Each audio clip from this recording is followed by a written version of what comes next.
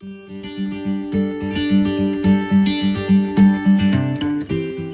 here, Citizen Credit Solutions. Glad to see you. I missed on Friday. I got a little bit busy with taking care of some business with my Kiwanis Club. So anyway, back today, and the question of the day is what do PI and your credit score have to do with each other? So as you know, what we're doing here is we help people fix their credit so they can go on and enjoy the life that they truly deserve. And that's why we're doing all this stuff. It's just give away free information about how to fix your credit. So today we're going to talk about a topic that we covered actually back in May. We're going to cover it again today. The big picture of your credit pie chart. And over the next few days after this, we're going to cover each section in detail. Today we're just doing the big picture, and I can tell you that I have about 70 to 80 topics that I'm going to cover through these videos, one at a time. I'm only doing 3 or 4 a week, so that's going to take some time, so get used to seeing me a few times a week. I'm looking forward to it. So what exactly is your credit pie chart, and what does that mean? So your credit score, whether it's Vantage or FICO, either one, your credit score is basically made up of 5 different sections of types of information. I mean, like I've told y'all before, there's like 300 pieces of information and criteria that go into your credit report. But what I'm talking about is like when they take all that 300 pieces of information, turn it into a credit score, what they're doing is they're breaking that down into 5 categories, okay? And so we're going to go over the 5 categories. And then over the next few days, we're going to go over each one in detail. So today is just the big picture.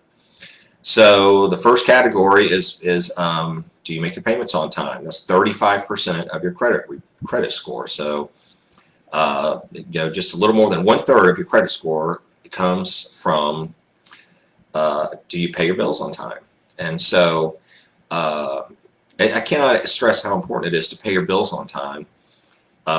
Don't let it go 30 days late. Definitely don't let it go 60 or 90 days late. A 90-day late takes 7 years to recover from. A 30-day late you're going to recover from pretty quick, like within a year.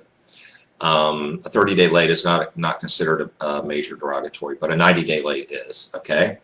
So 35% of your credit score comes from do you pay your bills on time? And so the next part is 30% of your credit score comes from how much do you owe?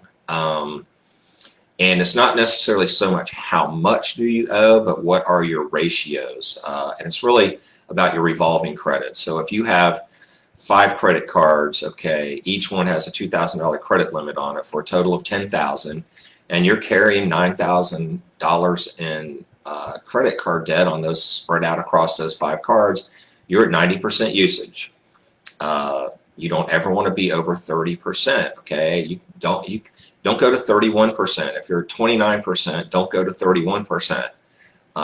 Like if you have an interest payment coming up, and that's going to push you over that 30% part, when they add that to your balance, make sure you make a payment. Stop that from happening, okay?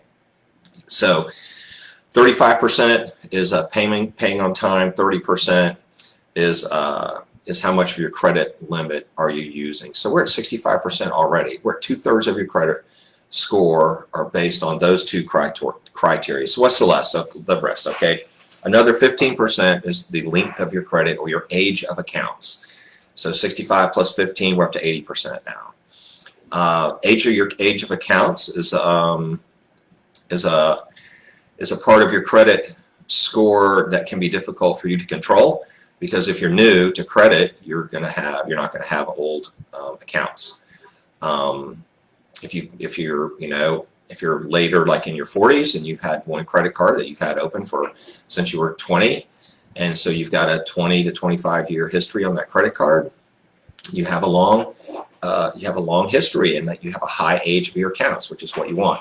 Here is one way though that you can control this, okay? Don't close accounts and open new ones. Don't do that. When you get these credit card offers that say, hey, you know, transfer your balances to us, and we're going to give you 0% interest for 6 months, and then it's going to be 9%, and then the fine print says after a year it jumps up to 21%.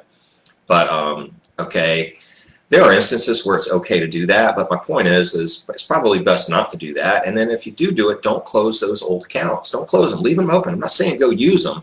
Just leave them open, okay? Because when you close down an account that you've had for 5 years and you start a new account that you've had for 1 month, you can see what that does to the average age of your accounts. It brings it way down. It hurts your credit score, okay? So don't do that.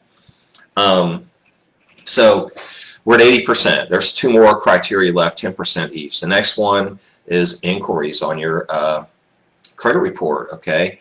If you're out applying for credit all over the place, if you're out applying for credit cards, and you're applying to get a car loan, and you're applying you know, to buy a house, etc., all those are called hard inquiries. They go on your credit report. Everyone dings your score a little bit. So what I'm saying is be careful about applying for credit, because what it shows to the lender is that you're desperate and you're out there trying to find credit. So don't apply for credit a lot. Make sure you only do it when you need it. And then the last 10%, we're at 90%. The last 10% is the types of credit that you have. There's basically 2 types, okay? There's revolving credit, which is credit cards, and there's installment credit, which is a car loan, a house payment. It could be some other kind of secured loan. A lot of times furniture is sold on secured credit. So what secured credit basically means, installment credit, installment loans basically means like you borrow, you know, $5,000 and you have a set amount that you pay every month, $175 every month, until that account is paid down to 0. That's an installment. That's an installment. Revolving is like a credit card. You know, you can have $1,000 limit on your credit card, and you can run it up to $299, and then you can pay it down to $10, and then pay it down to $5, and you run it back up to $299 again. That's revolving credit, okay? It has a limit on it, but you're not paying it back in installments. So basically, there's a minimum payment due every month. So that is what PIE and your credit score have in common, is the credit pie chart. Like I said, we're going to go over these in detail more over the next week or so. If you have any questions, please send me a private message. I will be glad to answer it. If you have any comments or questions about any particular part of this pie chart, just send it to me and let me know. So I'm glad y'all tuned in. I look forward to seeing y'all again, and we will be back in touch in a day or 2. All right, thanks. Bye.